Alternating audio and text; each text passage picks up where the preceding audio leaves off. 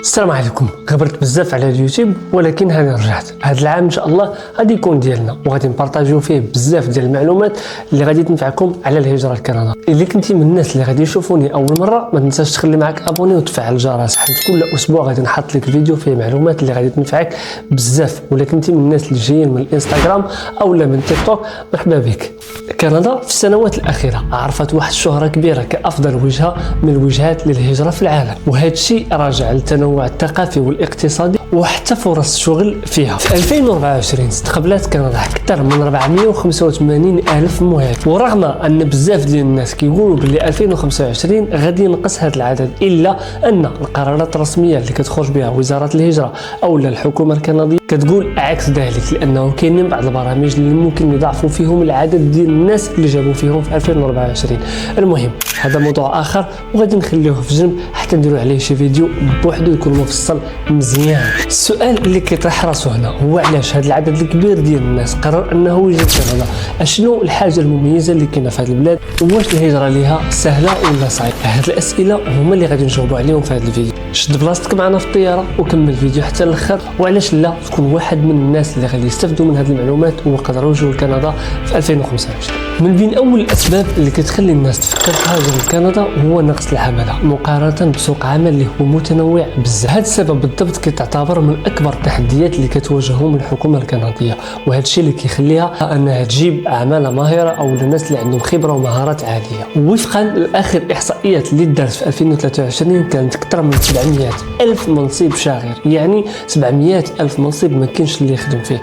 هاد الميادين كيتنوعوا على بزاف ديال الميادين، من بينهم ميدان الصحه. وباش ناكد لكم وانا متاكد باللي مجموعه ديال الناس اللي كانوا كيشوفوا هذا الفيديو وهما ساكنين في كندا غادي يوافقوني الراي، ملي كتمشي للارجونس في كندا فراك غادي تسنى واحد المده طويله بزاف توصل حتى 18 ساعه. وانا ما كندويش على كلينيك عادي، كندوي على ايرجونس. هذا كتعتبر من اكبر الادله على النقص في ميدان الصحه، وزيد عليها ميادين اخرى بحال البرمجيات او السايبر سيكوريتي وحتى الميدان ديال البناء والهندسه. وهذا الميدان بالضبط غادي يزداد فيه النقص. علاش؟ الا شفتوا اخر مقابله دارها جوستن ترودو قال بانه في هذه الاعوام هذو غادي يتم بناء للمجموعه ديال المنازل اللي كتفوق 2 مليون منزل، وهذا الشيء كيدل على انه غادي يحتاج الناس اللي يخدموا لهم في هذا الميدان اكثر. وباش ما ننقش واحد المعلومه مختصره، الا كنتي من الناس اللي عندهم تجربه في هذه الميادين هذو بالضبط اللي هضرنا فيهم النقص، تقدر تكون الفرصه ديالك هي 2025 باش انك تجي لكندا. السبب الثاني اللي يخلي الناس انها تبغي تهاجر لكندا وهو ميدان الرعايه الصحيه كذلك. رغم السلبيات اللي كتواجهها فيه كندا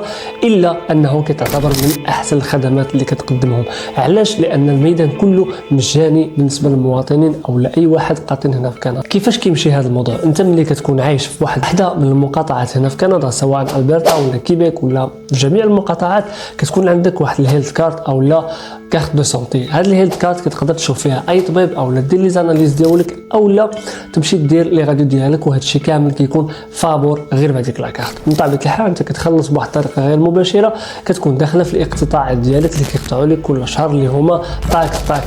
حاجه اخرى اللي كاينه زايده فقط على كيبيك، وربما تقدر تكون شي مقاطعات اخرين اللي عرف هذه المعلومه يخليها لنا في كومونتير، وهما الادويه. مثلا مقاطعه كيبيك دايره لك واحد لاسيرونس الا كنتي قاطن فيها على الادويه، واخا ما تكونش عندك اسيرونس بريفي فهما كينقصوا لك واحد المونطون معين على البري ديال الدواء باش الا كنتي غادي تشري. وهذا بالضبط كيخليها من احسن الدول. مثلا الا جينا نقارنوها مع اليو اس اي ما عندهمش الصحه مجانيه، ضروري خاص تكون عندك اسيرونس بريفي، ولا ما كانش عندك غتعول على انك غتخلص مبالغ خياليه. باختصار رغم ان ميدان الصحه فيه واحد الخصاص كبير الا انه كتعتبر من احسن الحوايج اللي كتقدمها لك الحكومه الكنديه. ثالث حاجه اللي كتخلي الناس تبغي تهاجر لكندا وما تهاجرش لدول اخرى اللي هي التسامح والتنوع الثقافي. وهذا الشيء علاش كنشوفوا دائما رئيس الحكومه الكنديه جوستن ترودو فين ما كان شي مناسبه او لا شي عيد مثلا بالنسبه للمسلمين كيخرج في عيد الفطر وكيقول لنا عيد مبارك سعيد، وكذلك كيدير في جميع الديانات الاخرى. وهذا الشيء كيخلي الناس كامله وسط البلد تكون متسامحه وكيبعد العنصريه بشكل كبير. حاجه نقدر نقول لك علاش كتخلي الناس تهاجر لكندا وهي برامج الهجره ديالها. كندا برامج الهجره ديالها واضحين بزاف وعارفه شكون اللي بغات تجيب وعلاش بغات تجيب. ومن طبيعه الحال هي ديما كتسيليكسيوني الناس اللي عندهم مستوى ثقافي ولغوي جيد الى حد ما كنهضرش مع الناس اللي غادي يقول لي انا بغيت نجي لكندا ندير اي حاجه. هذه القضيه راه ما كاين. بغيتي تجي لكندا ضروري خصك تعرف راسك فين غادي تجي وعلاش غادي تجي باش تقدر تلقى الطريقه المناسبه لك. ملي هضرت على الطرق، الا كنتي مهتم تعرف الطريقه المناسبه لك خليك معايا. شنو هو الفرق ما بين الاقامه الدائمه والجنسيه الكنديه والناس اللي هما عندهم ورك بيرميت او ستادي بيرميت؟ وان شاء الله كل فيديو غادي نكمل السيريه على الموضوع اللي من وما نخلي ناقصكم حتى شي معلومه حول الهجره لكندا. قبل ما نقول لك تهلا ليا في راسي، اللي ما كنتيش متابعني في انستغرام، ها هو الانستغرام ديالي، دخل عندي غنبقى نبارطاجي معكم دي زوفر دومبلوا اللي هما غراتوي. بطبيعه الحال دي ريشيرش بيرسونيل ما كنضمن حتى شي واحد العمل فيهم، لكن ما عليا غير نبارطاجي معاك المعلومه وانت تمشي تكمل اللي ما باقي. والله يسهل على كل واحد وتهلا ليا في راسي.